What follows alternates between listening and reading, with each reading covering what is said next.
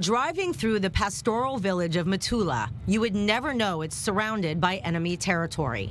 This is Kfar Kile. No, this is Lebanon. You can see the border. Oh, there you see? Go. Wow.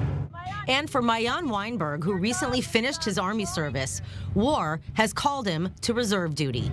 You can see there, they have eyes. You didn't see it. In the daily, I work with this vehicle in my yards and do a lot of stuff.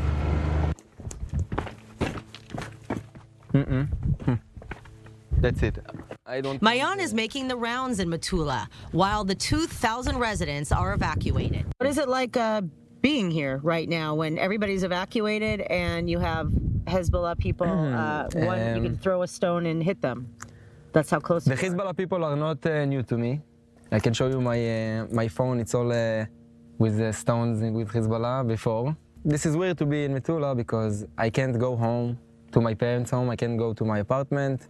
I can't walk around in Metula.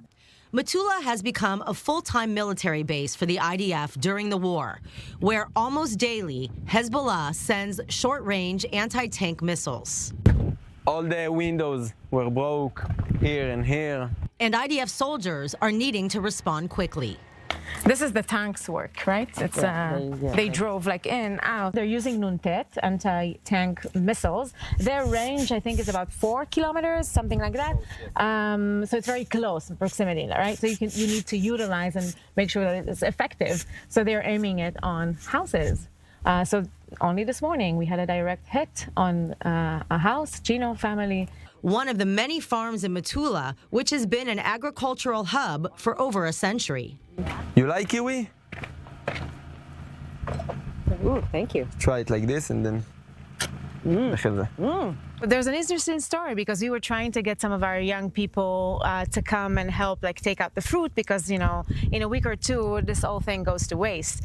And we were working on that and we actually had people volunteering and willing to come and whatnot. And then a night before, we got a situation very close to this area. So everything was like, yeah, black down, you can come in, you can come out. The fact that we are here now is actually pretty unique. Metula is the northernmost city in Israel.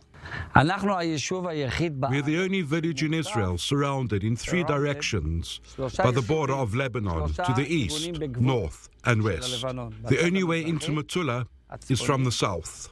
Founded by nearly 30 pioneer families in 1896, you could feel the history, with original stone homes and buildings still standing.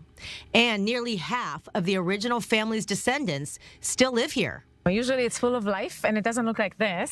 Clearly you had a lot of IDF tanks coming back and forth. We have a beautiful, beautiful community. Beautiful. Please come visit us when the war is over. Yes, we will. And so that's Lebanon right there. Yeah, that is why we cannot move further from this point because we're going to be revealed and it's, we like you. So we want you to stay safe. Sababa. Bye. During times of peace, Metula is also a popular tourist destination for nature lovers. So normally when we're not in this situation, you could just wake up and you take a walk, you can drink coffee and you just look at this view every morning. Not bad. You can look at this view still now, but in normal days you can look over this way, over those ways in the normal days to Lebanon. You can see from here UN base. You see this? Oh. That's a UN base. This is UN base. And what are they doing? Now? Hiding. When you stand there and you look towards Lebanon, it's a beautiful country.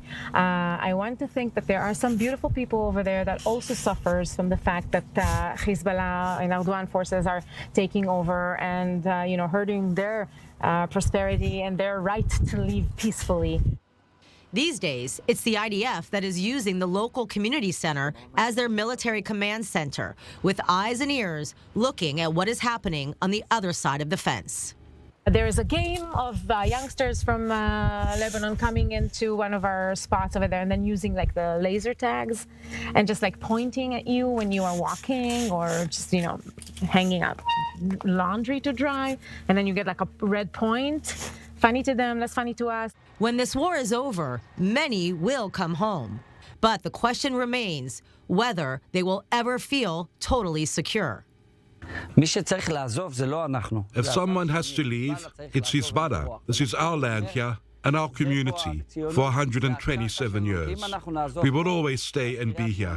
If we leave, it'll be like a domino effect. People will have to leave Kiryat Shmona, Tiberias, and in the end, it'll get all the way to Tel Aviv, and Israel will become even tinier. This isn't an option. I'm not looking at it's like, oh, we or them. It's just us, the best we can do. I want to live here because I think here you can be the perfect life you can live in Israel. We need to see a significant act of security and safety. We need something real to happen, something that comes with visuals, right? You can't just like react, and then the dust, comes down, and then they're, okay, it's over, go back to your houses. That will not happen. In Metula, Emily Francis, I-24 News.